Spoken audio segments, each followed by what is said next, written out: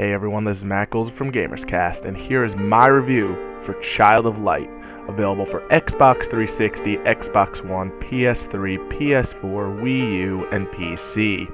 It's hard to call Child of Light a Japanese RPG when it was developed in Canada by Ubisoft Montreal, but that's still probably the best way to describe it. Despite this minor identity crisis, Child of Light is every bit as good as any recent JRPG to hit the market. The game starts out with a story about how a fire takes the life of a young girl named Aurora. Post-death, she finds herself waking up in a strange new world and is just desperately trying to find her way home. The story is told between a combination of dialogue and cutscenes, but it works well for it. The only thing that gets a bit old after a while is the seemingly forced rhyming scheme the game tries to adopt. Visually, the game looks absolutely stunning, like a piece of fine artwork in motion, and the setting really makes this art direction come alive. And while the amount of video settings to toggle on PC is very limited, it could be attributed to this art style, so it's one of the few times I'll let it go. The game runs incredibly smoothly at 60 FPS and looks great the entire time you play. What I'm most impressed with, though, is the game's combat system.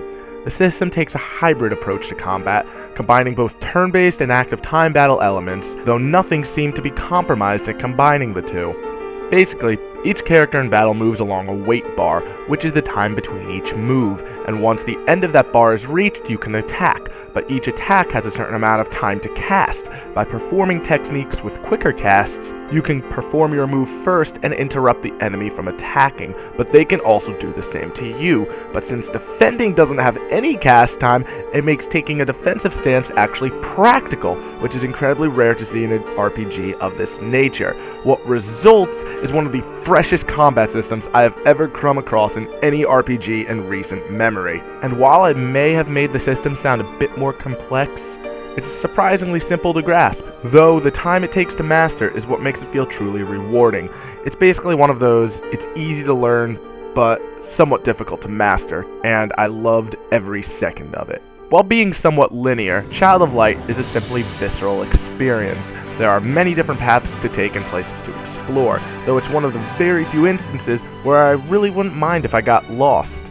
There is a good amount of collectibles to keep you going, and a pretty large overworld to explore. At the end of the day, the game will run you about 10 to 15 hours, but at a budget price of $15, it is worth every last penny and is one of the finest RPGs to come out this year. I give Child of Light a 9 out of 10.